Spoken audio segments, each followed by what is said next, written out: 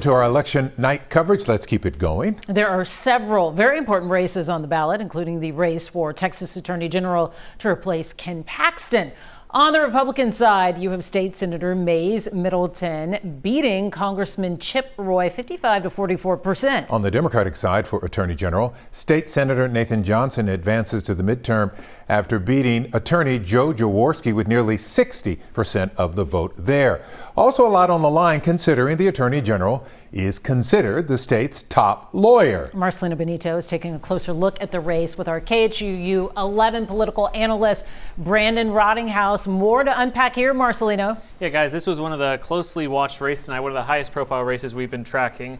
And you can see Mays Middleton has been called. He will move on, beating Congressman Chip Roy. Chip Roy, Brandon, outperforming how Senator Cornyn did, but still not enough. What are your takeaways from what we're looking at here on the map?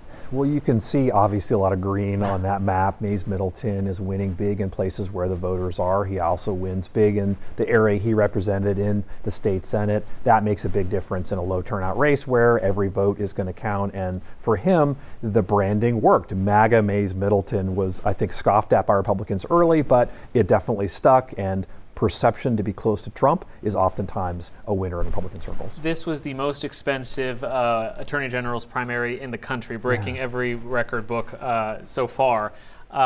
More spending likely to come, maybe not as much as he did in the primary, but what does that tell us about him putting his money where his mouth is? I think he spent $11 million of his own money to pull this off. Impressive. It's a new model for how I think candidates are going to self-fund in the future. Middleton was a huge donor for Republicans the last several cycles, and we'll certainly see that continue, but that money made a big difference. He came from behind to beat Chip Roy. He was polling in the single digits early on in the primary. He ends up eclipsing Roy, and now we see the result. Real quick, Middleton will now face State Senator Nathan Johnson, who won the Democratic runoff.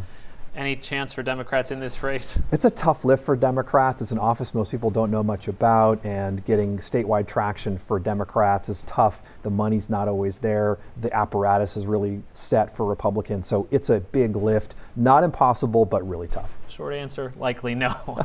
We'll send it back to you, Len and Mia. All right, thanks, guys. Dave's